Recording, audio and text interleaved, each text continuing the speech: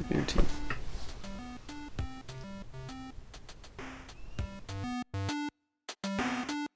Hello Internet and welcome back to my channel.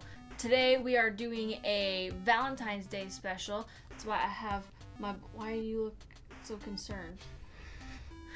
He's very excited to be here. It's Valentine's Day. We're talking about a thing that you like, and that's board games. That's good. Specifically board games for two players or couples. So if you and your significant other don't know what to do for Valentine's Day, you could pick up one of these fantastic games and have a good time. Or you could have a marathon and play all 10 of them. So number 10 on our list is Onitama. Onitama.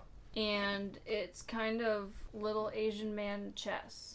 So the point of this game is to get your sensei from your starting area to your opponent's starting area, or kung fu all of their people to death. So you have these little patterns that tell you what direction you can go. This would be your starting point, and you can go any of these squares from the starting point, and that's all you can do for that move.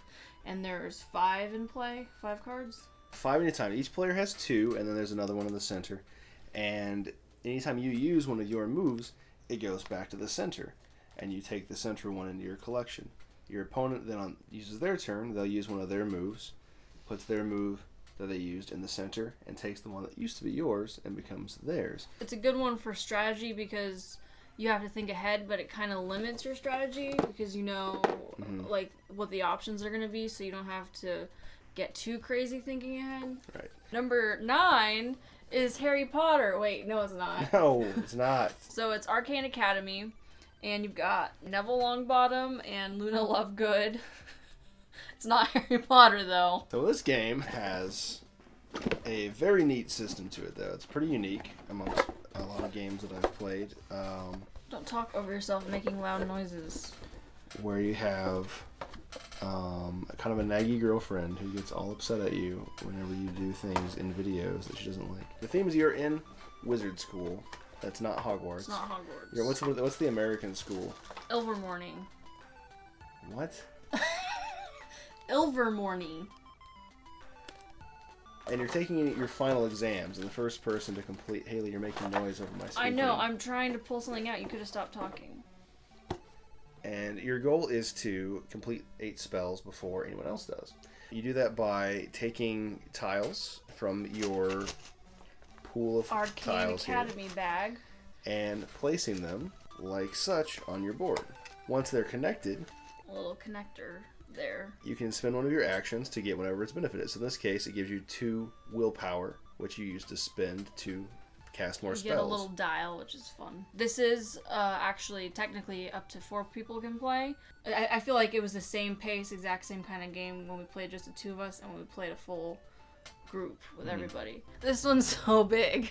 This game made it because Dustin is an advocate for it. I've played too many games like it. I don't think you've played any games at all like it. And this is... Mansions of Madness. Yes, I have. I've played every Arkham, Lovecraft, Eldritch Horror, Betrayal at the House on the Hill. What's cool about Mansions of Madness is that while it is your typical group of people walks into a house and explores said haunted house, this one has an app that you download for free along with it, and it sets all the game up for you, and it plays through the GM's role for you. So, like, the 2 of us can play together cooperatively, and neither one of us has to take the aggressive role of the DM trying to wipe out the other player. To its credit, the thing that is fun about these like dungeon explorer kind of games is that you think it's gonna go one way, and it doesn't always necessarily go that way. So these types of games do create a lot of fun memories. Bag of monsters. I'm not gonna leave all this in the It's video. got monsters, tentacles. Why are all of the lids are sideways from the back? Every single one. I don't We've had to look know. at it and then go, oh. Number 7 is Arkham Horror, the card game, which came out this last year, right? It's pretty. Yeah, it came out at Christmas. Like Arkham Horror, which is one of my favorite board games, you're playing cooperatively against the demons, the elder things that are coming back into the world. each one of these boxes, because there will be more boxes and expansions, these is a different story. So you play with your characters through this one's story. It's kind of like an RPG because your character builds skills. You get experience points. So the idea is like you're playing Honor System, you play with the character's base deck, and then as you get points from completing the different missions, then you buy new cards that you put into the deck in order to power up your character.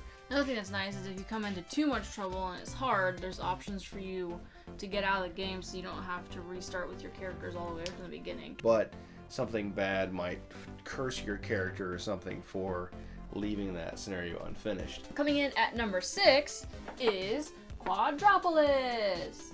And this game, also the back is sideways. Yep. I'm not kidding, every single one so far. This game is another one on a grid. So you're building a little town, and there's different parts that go into building the town. So like parks and skyscrapers and apartments. In the grid, it's separated by quadrants and then rows and columns. And each person has their own grid, and then there's a big grid in the middle where all of the tiles that you take come from. So you all share kind of a communal selection of things that you can develop. And then, so say on the grid that you are taking stuff off of, whatever spot you take it from, you put the, commissioner? He goes on that spot, and then nobody can take anything from that row or column. The urbanist. So it makes it a little bit challenged because there's only so many options that you have, and you can also screw over your opponents that way. It's got a lot of options, a lot of potential strategy, but it's not a complicated game at the same time. So that's a good balance. This one is not Harry Potter. Nope, not Harry Potter at all. Look at that, that's not Harry Potter. This is the Harry Potter cooperative deck building game called Hogwarts Battle. When you first open it up, it has 7 smaller boxes inside of it. And so each one of those boxes is 1 year. With different characters. And as you go on, you keep all of the previous decks, and then you're just adding characters, so your deck ends up being about this big that you're drawing from, not your personal deck.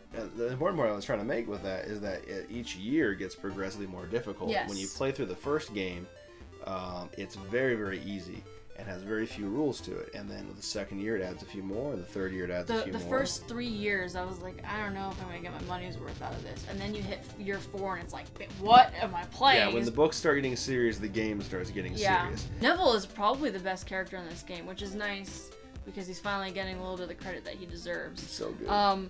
Also, disappointing though is that Hermione is probably the weakest character. Ron and Harry together are just like which is why romance this all the time. Game is on the 2-player list, is because you can do really well playing with Ron and Harry, and I think even with Neville and anybody too. Yeah. Number 4 is Star Wars Rebellion, another one that is actually only a 2-player game. Mm-hmm. One person plays as the Rebel Alliance, and one person plays as the Empire. And one of the great things about this game is that it's pretty well balanced. Both sides are really fun to play. What did you want to say? I was just going to show off. I don't remember. I was going to show off. It was neat. I wanted to show off the map because part of the map. Yeah, it's a only very half large of it. map. But you get all the planets. Each of the 2 players, the Empire player and the Rebellion player, have 2 different goals. The point of the Rebellion is to stay hidden. They're trying to incite a rebellion, and they do so by performing little guerrilla attacks that are very annoying and waiting for that timer to tick down. And so they're earning points, and their point marker goes up. And if the point marker and the timer ever meet, they have successfully started a rebellion. However, the Empire is trying to find the rebellion and wipe them out. And there's a rebel base, which is the main thing they're trying to do, is find the rebel base. So the beginning, the Rebel Alliance gets to choose which planet they're on. So the rebellion has a planet which is hidden, and they have the card for that planet hidden off to the side. And so they're somewhere out on this map of the universe. That's exactly what I just said. I'm just clarifying. Did I not say it good enough?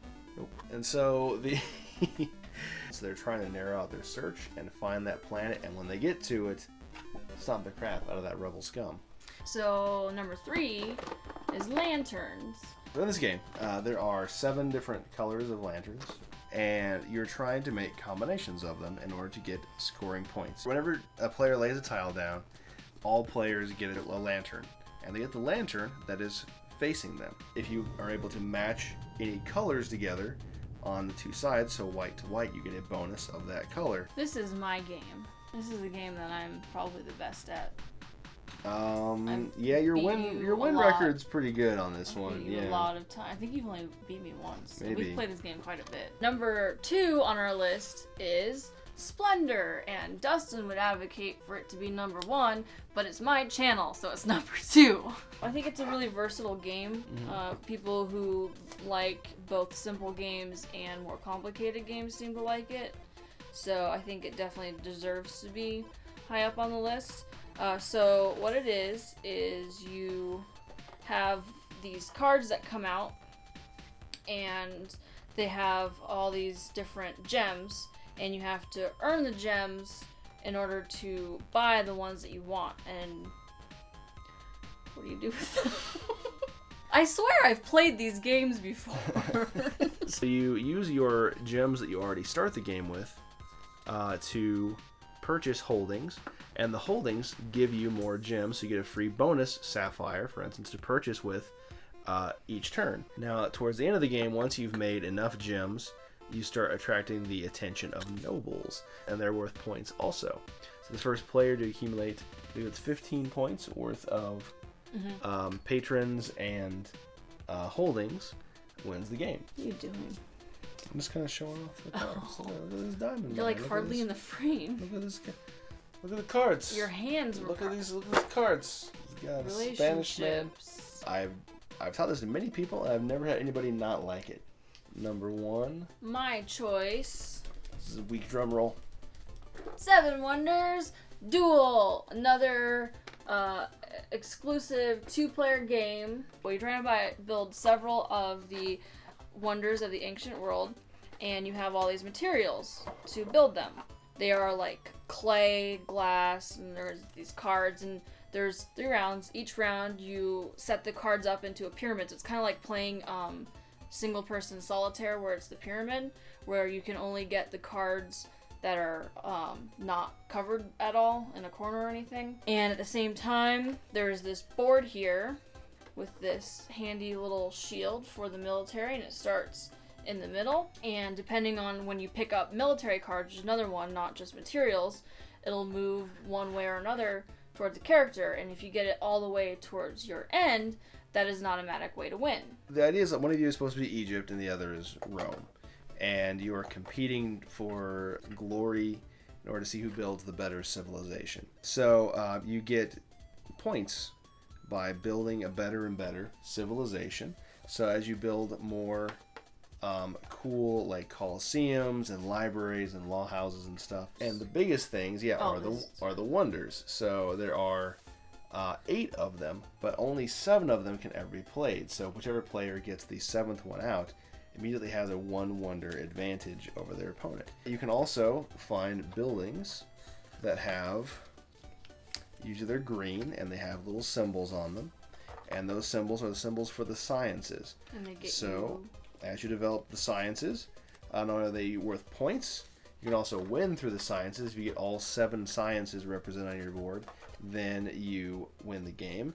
Assuming no one has either eclipsed the other through military or science, then you compare up your points at the end and see who won. Don't make a stupid face, please. I like to go to HeroClix tournaments and loot my opponent across the map. This is another 2-player game we found. This is a Star Wars Dice Cup game. It normally comes with dice. It's got Darth Vader side and Luke side. So those were the 2-player games that we like to play. I'm sure that there are plenty of other ones that you guys might know about. So please leave in the comments what your favorite 2-player games are, and I'll see you next week.